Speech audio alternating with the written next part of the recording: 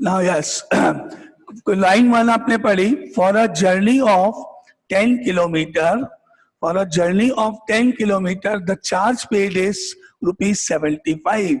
मतलब x rupees तो आपको देने ही है फिक्स चार्ज के रूप में, प्लस 10 रुपीज 10 किलोमीटर के लिए y रुपीज पर किलोमीटर की रेट से चार्जेस और देने पड़ेंगे। तो इक्वेशन 1 क्या बनी, फिक्स चार्ज x रुपीज प्लस y रुपीज की रेट से 10 किलोमीटर का चार्जेस हो गया 10y, x plus 10y is equal to 75। बोलो कोई डाउट किसी को? इक्वेशन 1 लिखो, clear, x plus 10y, fix charge x plus y rupees की रेट से 10 किलोमीटर का चार्ज और देना है 10y। तो आपकी इक्वेशन 1 फॉर्म हो गई यहां पर x plus 10y, line 1 x plus 10y is equal to 75। अब इसको पढ़ो, for a journey of 15 kilometre the charge paid is ₹110, x rupees तो फिक्स चार्ज एंड 15 किलोमीटर के रेट में चार्ज हो गया 15y, x plus 15y is equal to 110। Equation 2, ये आपकी दो इक्वेशंस हैं। अगर आपको इन दो इक्वेशंस को फॉर्म करने से रिलेटेड या इन स्टेप्स में कोई डाउट है तो आप वो पूछ सकते हो। क्लियर? इक्वेशन फॉर्म करना सबको।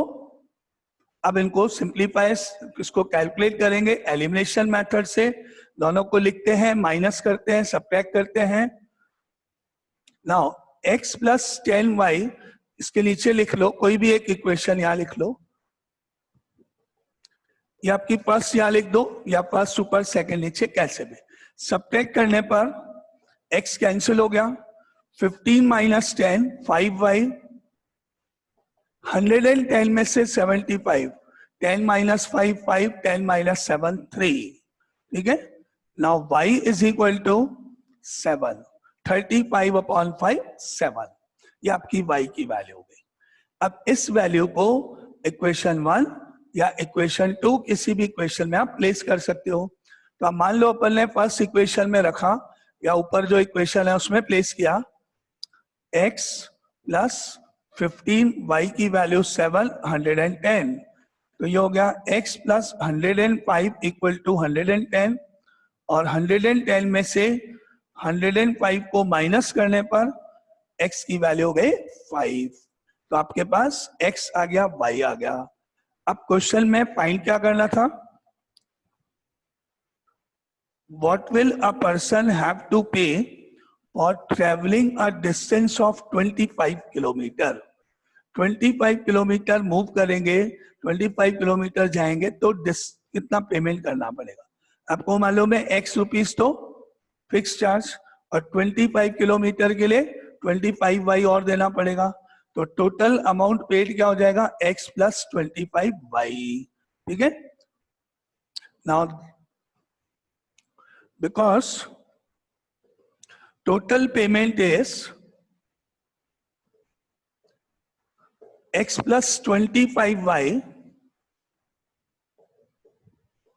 that implies x की value 5 plus 25 into 7, and that implies 5 plus 25 को 7 से इंटू करने पर 175, ऐड करने पर 180 रुपीज।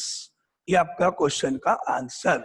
अब आपको कोई भी डाउट है इस क्वेश्चन में आप पूछ सकते हो। क्लियर? Yes, any doubt? सबको क्लियर? ओके, तो अपन आगे मूव करते हैं। नेक्स्ट क्वेश्चन ये हो गया first.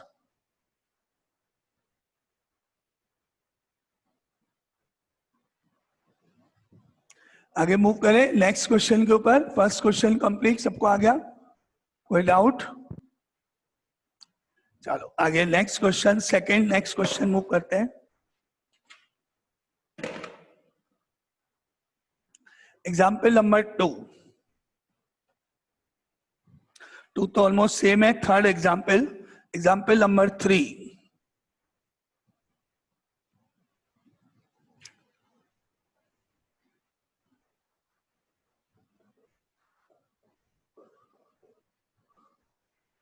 the area of a rectangle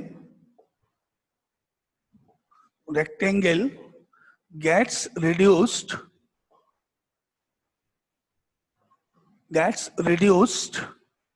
by 9 square units. 9 square units if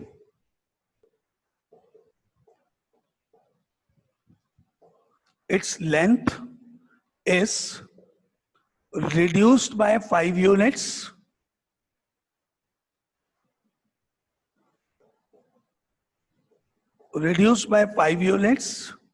and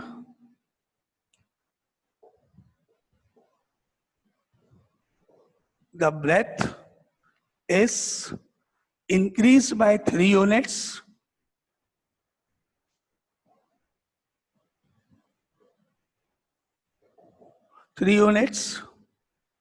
Again, next line, if we increase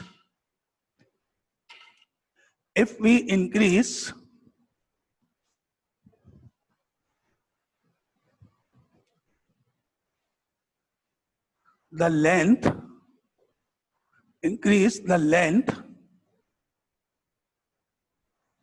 by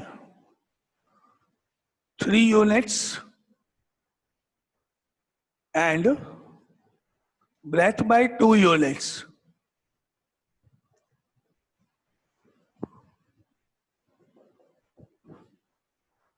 The area is increased by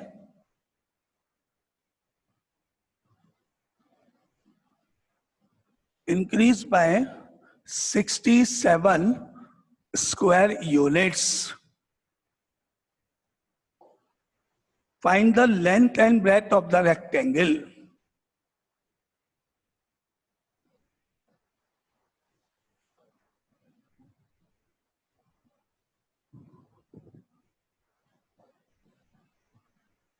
ये आपका क्वेश्चन है, इसको पढ़ो क्वेश्चन को, देखते हैं कैसे करना है आपको।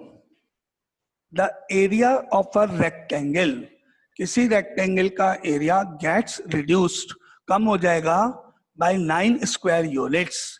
जो भी ओरिजिनल एरिया है उसका रेक्टेंगल का, उसमें से 9 स्क्वायर यूनिट्स कम हो जाएगा अगर length is reduced by 5 units. अगर अपन लेंथ को 5 यूनिट्स कम कर दे, रिड्यूस कर दे, माइनस कर दे, and the breath is increase by 3 units, और ब्रेथ में 3 प्लस कर दे, तो जो एरिया था ओरिजिनल वो 9 स्क्वायर यूनिट्स रिड्यूस हो जाएगा, कम हो जाएगा।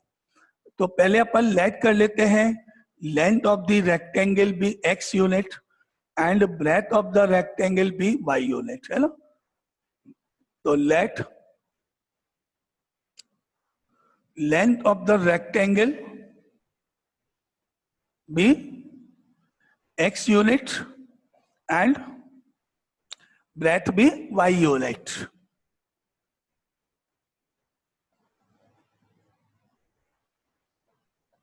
ठीक है, अब आपने एरिया निकालना है। आपको मालूम है अगर कोई रेक्टेंगल है, लेंथ x है, ब्रेथ y है, तो area is equal to length into breadth, that is xy square units. Now therefore area of rectangle is xy square units. ठीक है, ओरिजिनल लेंथ x है, ब्रेथ अगर y है, तो आपने कहा therefore area of rectangle is xy square units. Okay, ठीक है। अब क्वेश्चन की लाइन पढ़ते हैं।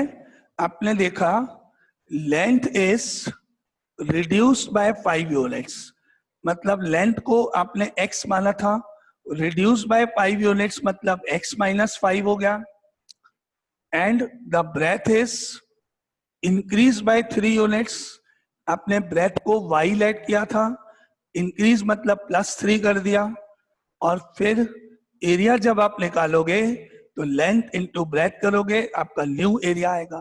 तो केस 1 में लेंथ लिखेंगे, ब्रेथ लिखेंगे और एरिया लिखेंगे। इसको पढ़ते हुए ध्यान से लिखो। नाउ हेडिंग अपन ने लिखी case 1, length is equal to breadth is equal to area is equal to. अब देखो क्वेश्चन में क्या लिखा है, वापस पढ़ते हैं लाइन को। लेंथ के बारे में क्या है, ब्रेथ के बारे में क्या लिखा था क्वेश्चन में। Length is reduced by 5 units. Length is reduced by 5 units, मतलब लेंथ में आप 5 यूनिट्स कम करोगे, x माइनस 5 यूनिट्स हो गया। And the breath is increase by 3 units, तो आप इसमें 3 यूनिट्स प्लस करोगे, इंक्रीज बाय 3। अब आप इनका मल्टीप्लिकेशन कर दो, area equal to length into breadth, तो इनका मल्टीप्लिकेशन करोगे तो ये एरिया हो जाएगा ऐसे, x minus 5 y plus 3 square units, ये आपका एरिया हो गया केस 1। ठीक है, अब आपको मालूम है क्वेश्चन में क्या गिवन है कि ये जो एरिया आपने निकाला और जो ओरिजिनल एरिया था एक्स वाई क्वेश्चन में, उनमें एक रिलेशन था। The area of a rectangle gets reduced. अब जो एरिया आपने लिखा है वो एरिया ओरिजिनल एरिया से 9 स्क्वायर यूनिट्स कम हो गया, gets reduced by 9 square unit. ये एरिया 9 कम है किससे, ओरिजिनल यानी एक्स वाई से। तो आपने लिखा एक साइड में तो न्यू एरिया और एक साइड में ओरिजिनल एरिया। आपको मालूम है कि left hand side right hand side से 9 स्क्वायर यूनिट्स कम है, क्योंकि आपको क्वेश्चन में लिखा है कि new area 9 square units reduce हो गया, कम हो गया। तो जो वैल्यू कम होगी उसमें आपको प्लस करना होता है ना। तो आपने इसमें +9 इधर की साइड किया और इक्वल का साइन कर दिया। ये आपकी इक्वेशन फॉर्म हो रही है फर्स्ट। ठीक है, अब आप मेरे को ये बताओ कि आपको यहां तक कोई डाउट है इस स्टेप तक, एनी डाउट इस स्टेप तक? तो अब आप इन दोनों ब्रैकेट्स को जब मल्टीप्लाई करोगे तो आपको क्या क्या वैल्यूज मिलेंगे। x को y से xy, x को 3 से 3x, -5 and y -5y, -5 into 3 -15 +9 is equal to xy। ठीक है, और अब आपने क्या देखा, दोनों साइड से xy तो हो गया कैंसिल, ताकि बचा 3x -5y -15 +9 -6 is equal to 0। अब -6 को आप राइट हैंड साइड में ले जाओ तो आपकी इक्वेशन 1 फॉर्म हो गई। क्या हो गई equation 1, 3x -5y is equal to 6, ये आपकी फर्स्ट इक्वेशन। ठीक है, any doubt equation 1, any doubt? Second equation पे चले। नाउ इक्वेशन 2 इज, आगे पढ़ते हैं क्वेश्चन की next line. If we increase the length by 3 units, length में 3 यूनिट्स इंक्रीज किया आपने, है ना। तो अब अपन डाल दे केस 2 और वापस देखते हैं क्या step. Case 2, length increase by 3 units. Case 2 लिखा, वापस लिखोगे लेंथ, ब्रेथ और एरिया। क्वेश्चन पढ़े, इसमें लिखा है if we increase the length by 3 units, x plus 3 हो गया, and the breadth by 2 units, तो y प्लस 2 हो गया। ठीक है, और एरिया हो गया इनका प्रोडक्ट, प्रोडक्ट मतलब x plus 3 multiply by y plus 2 square units, ये आपका एरिया हो गया। और इस एरिया के बारे में क्या लिखा है, the area is increased by 67 square units. मतलब आपने ये जो एरिया निकाला न्यू, ये area original area X Y से 67 स्क्वायर यूनिट्स ज्यादा है। तो आप लिख लो, क्या लिखोगे, एक साइड में तो न्यू एरिया और एक साइड में ओरिजिनल एरिया, और इसमें कर दो +67 और कर दो दोनों equal. Area is increase bye 67, LHS is increase bye 67, LHS ज्यादा है तो जो कम होती है उसमें अपन प्लस कर देंगे। अब वापिस वही इनका मल्टीप्लिकेशन करो, XY 2x, 3 into y 3y and 6 और इज इक्वल टू XY + 67, ये कैंसिल। ठीक है, नाउ एनी डाउट यहां तक किसी को? अब आपको मिलेगा 2x + 3y, 6 को उधर ले जाओ, 67 - 6, 2x + 3y is equal to 61, ये इक्वेशन नंबर 2। अब बताओ एनी डाउट अगेन? किसी को कोई डाउट? दोनों इक्वेशन बना दिए अपन ने, सॉल्व करूं मैं आगे? क्लियर? नाउ अब इक्वेशन 1 और इक्वेशन 2 देखो, यहाँ 3 है, यहाँ 2 है, इसको आप इंटू 2 कर दो, इसको आप इंटू 3 कर दो, तो ऊपर देखो 3 × 2 6x, 5 × 2 10y, 6 × 2 12, इक्वेशन 3। इसको इंटू 2 कर दो, 6x, 3 × 3 9y और 61 × 3 183, इक्वेशन 4। अब आप इसको सब्ट्रैक्ट करोगे तो 6x कट जाएगा, ये माइनस, ये माइनस, ये minus, cancel, -10 - 9 minus of 19y, 183 में से 12 गया, माइनस ऑफ 3 - 2 1, 8 - 1 1, और माइनस माइनस दोनों साइड कैंसिल हो जाएंगे। अब 19 से डिवाइड करो तो आपको क्या मिलेगा? y इज इक्वल टू 171/19, और अगर इसको कट करोगे तो आपको मालूम है 9 टाइम्स जाएगा, y इक्वल टू 9, 19 × 9 171। क्लियर? अब ये वैल्यू आप y की लाइन किसी भी इक्वेशन में रख सकते हो। सपोज अपन ने ऊपर फर्स्ट इक्वेशन लिखी, from 1 3x - 5y is equal to 6, y की वैल्यू 9 रखने पर 3x - 5 × 9 इज इक्वल टू 6, ये हो गया 3x - 45 इज इक्वल टू 6। अब 45 उधर ले जाओ, 6 + 45 ऐड करो, 51 हो गया, और 3 से डिवाइड कर दो, x इज इक्वल टू 51/3 17, तो आपका आंसर हुआ x equal to 17, y is equal to 9, sorry x equal to 17, y equal to 9। बोलो कोई डाउट किसी को इस क्वेश्चन में? यहां तक एक्स वाई निकालने तक क्लियर सबको? ओके, तो अब आपके पास आंसर क्या है, क्या पूछा है क्वेश्चन में देखें। Find the length and breadth of the rectangle, तो आंसर हो गया आपके पास लेंथ x लेट किया था आपने, आंसर को ऐसे लिखो, now length is equal to 17 units, breadth is equal to 9 units, ये आपके आंसर्स। अब आपको कोई डाउट है तो आप पूछ सकते हो, एनी डाउट? क्लियर सबको? ओके, तो ये आपका क्वेश्चन कंप्लीट। अब आगे नेक्स्ट क्वेश्चन पे मूव करते हैं।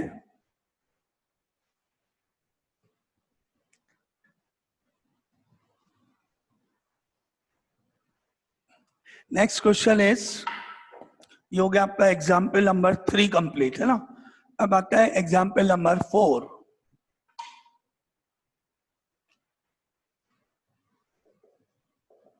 A man starts his job with a certain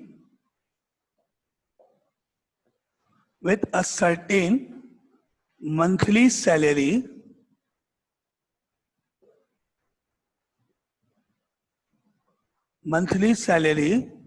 and earns a fixed increment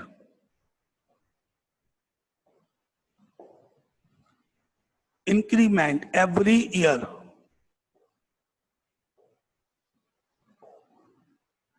if his salary was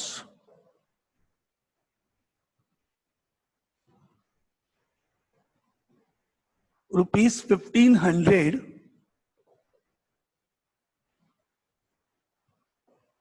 after 4 years of service,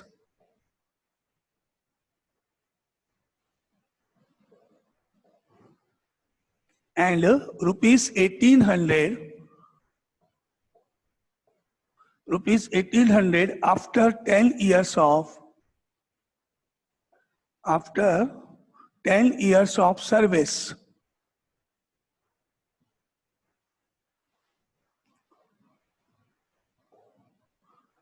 Now, what was his starting salary?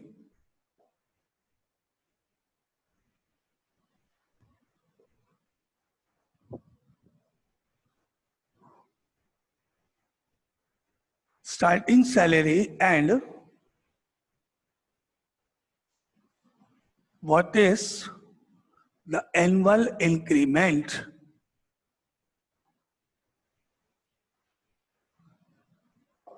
ये question है almost वही जो आपने अभी किया था उस तरह का क्वेश्चन है, जिसमें फिक्स चार्ज था टैक्सी का और चार्ज पर किलोमीटर था. चार्ज पर किलोमीटर यहाँ इंक्रीमेंट के रूप में हो गया, स्टार्टिंग सैलरी एक तरह से फिक्स चार्ज हो गया आपका, है ना. तो आपने क्या लेट किया, let the starting salary be x rupees and the increment and the annual increment be y rupees. Let starting salary be x rupees and annual increment be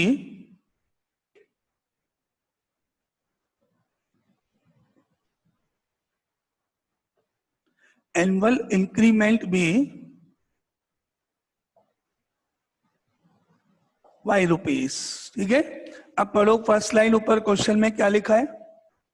A man starts his job with a certain monthly salary and earns a fixed increment each year. If his salary was rupees 1500 after 4 years of service, यानी कि 4 years of service के बाद अगर उसकी salary है 1500 rupees, तो इसका क्या मतलब हुआ, x rupees fix salary plus 4 years में जो इंक्रीमेंट मिला that is 4y. y rupees per year, first year में y, फिर प्लस y, फिर प्लस y, फिर plus y. Starting salary x है, हर साल y रुपीस ऐड होता जाएगा. 4 years की बात अपन करें, 4 times y ऐड होगा, दैट मीन्स 4y हो जाएगा. तो मैं इक्वेशन 1 क्या बनाऊंगा, fix salary x plus 4 times increment 4y and that is equal to 1500. Now आपको कोई डाउट इस इक्वेशन में, फर्स्ट में? एनी डाउट किसी को? First equation clear? Now equation number 2, similarly rupees 1800 after 10 years of service, that is x plus 10y is equal to 1800. Equation number 2. ठीक है, clear? Solve करना बाकी है, इक्वेशन बनाना समझ में आया. सिंपल क्वेश्चन है, वैसे दोनों को सब्ट्रैक्ट करो, x x कट जाएगा और सॉल्व कर देते हैं. नाउ आपके पास आया x plus 4y is equal to 1500, x plus 10y is equal to 1800. Subtract करने पर x कैंसिल हो गया, माइनस कर लो, 4y minus 10y minus 6y हो गया. 1500 में से 1800 करो, माइनस 300 हो गया. ठीक है, ओके. और अब -6 डिवाइड में कर दो, या माइनस माइनस तो कैंसिल कर दो. y की वैल्यू हो गई 50, 300/6 से, और इस वैल्यू को किसी भी इक्वेशन में प्लेस कर दो. सपोज फर्स्ट में चलो, from 1 x plus 4y is equal to 1500 में y की वैल्यू 50 रखने पर x plus 4 into 50 is equal to 1500, और 50 को 4 से मल्टीप्लाई करने पर x plus 200 is equal to 1500 और 200 उधर माइनस कर दोगे तो 1500 माइनस 200 1300 हो जाएगा। अगे x और y की वैल्यूज, अब आंसर लिखो। स्टार्टिंग सैलरी तो हो गई 1300 रुपीज और एनुअल इंक्रीमेंट हो गया आपका जो ऊपर गिवन है आपको। अब ये आंसर्स आपके यहाँ पे ऐसे, therefore starting salary is equal to 1300 rupees, annual increment